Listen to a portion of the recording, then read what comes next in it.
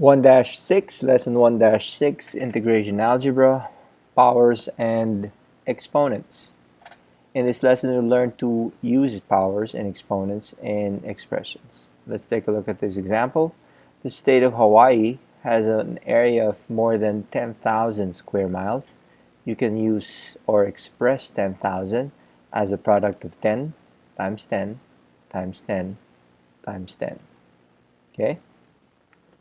And when two or more numbers are multiplied together, each number is called a factor of the product. For 3 times 12 equals 36, 3 and 12 are called factors. So when you're talking about the word factor, when you have a factor, okay, multiplied by another factor,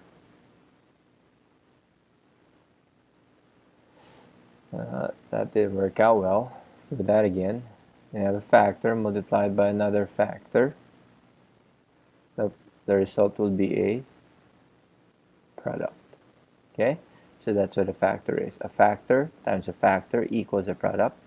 So in 3 times 12 equals 36, 3 and 12 are called your factors. Okay. When the same factor is repeated, you can use an exponent to simplify the notation.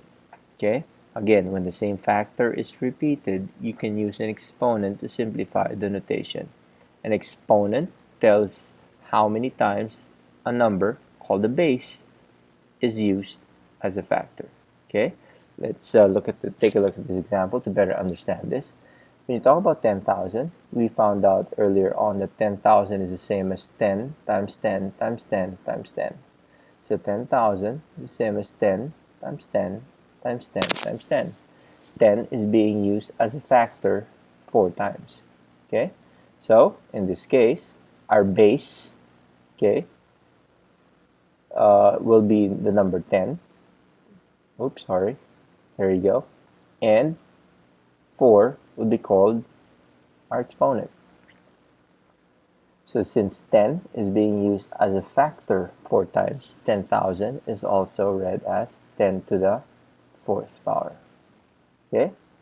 Definition of a power. A power is a number that is expressed using exponents. The power is 12 to the 2nd power, 5 to the 3rd power, and 7 to the 4th power can be read as follows. Again, definition of a power. Number that is expressed using exponents. 10 to the 4th is a power, where 10 is your base and 4 is your exponent.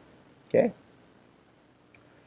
Symbols. 12 is read 12 with the small number 2 on top is read 12 to the 2nd power, or 12 squared. Okay? Why is it 12 squared? Because if you follow the formula of area of a square, okay? Area of a square, let me find a square. Here, let's say that's my square, and I want to find the area of my square, and if this is 12, and that is 12, to be able to find the area of my square, I simply multiply my side with the other side, which is 12 times 12.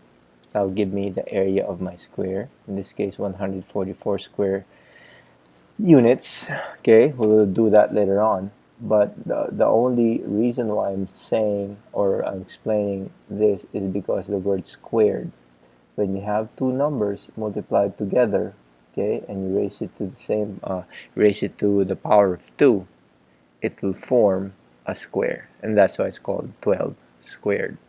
In the same manner, 5 with a little 3 on top is called 5 to the 3rd power, or 5 cubed.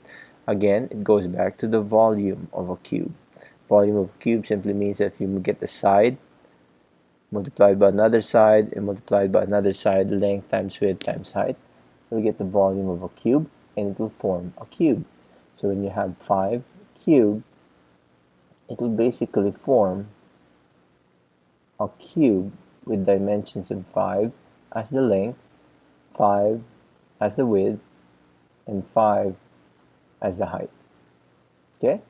And that's just the origin behind that. We'll learn the area and volume later on.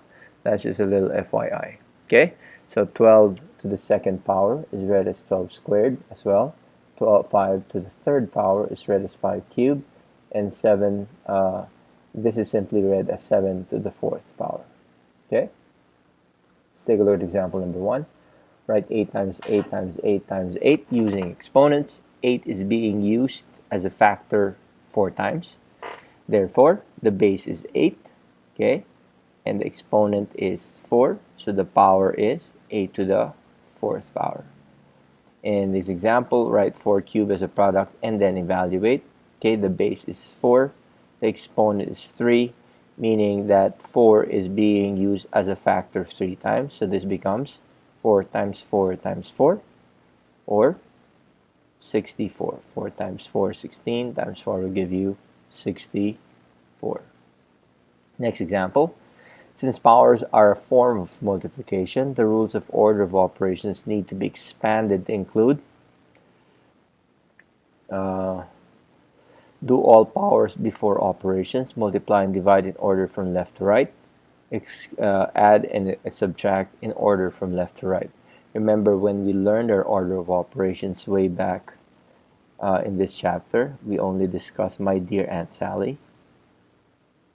Okay, my dear Aunt Sally. Now we are going to include one more letter, and that is E for exponents. So, excuse my dear Aunt Sally. So, to be able to remember this better, think of this as excuse my dear Aunt Sally. Okay, where E stands for exponents, multiplication and division, okay, addition and subtraction for A and S. Let's take a look at how this works.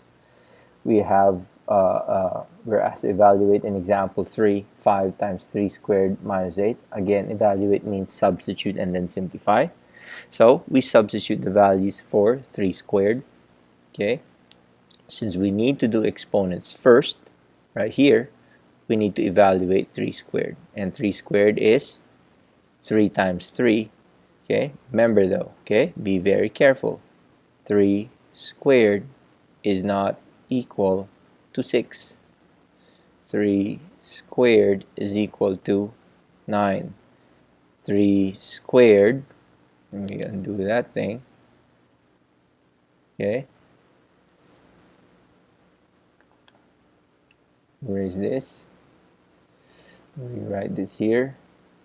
3 squared is not equal to 3 times 2. Okay, that's why it's not equal to 6. 3 squared, on the other hand, is equal to 3 times 3, or 9. Okay, so in this case, this is 5 times 9 minus 8. Evaluate 3 squared. And then using our order of operations, we'll multiply 5 times 9 first, which is 45 minus 8. And then we simply subtract 8 from 45. That'll end up, then we will end up with 37. Okay, so take a look at example number 4. Write n times n times n times n using exponents. N is being used, okay, as a factor 5 times. Therefore, n is our base. Our exponent will be 5 because it is being used as a factor 5 times. So this is n to the fifth power. Take a look at example number 5. Write t to the fourth as a product. Again, we simply find the base, which is d, and d is being used as a factor 4 times. So this is d times d times d times d. Okay. Evaluate g to the sixth if g is equal to 3. Again, we go back to the definition of evaluate. Definition of evaluate means to find the value of the expression. So in this case, we need to substitute first and then simplify. So we substitute the value of g, which is 3, and bring it there. So what do we have? We now have 3 to the 6th power. Substitute or replace. And then we simplify 3 times 3 times 3 times 3 times 3 times 3. Used as a factor 6 times. It now is 729. So g to the 6th is 729. If you use a calculator, that would be the answer as well. Okay? Lesson's done. Google Forms, type a summary of what you've learned by responding to the objective of the lesson, and type a question you might want to ask in class about this lesson. Thank you.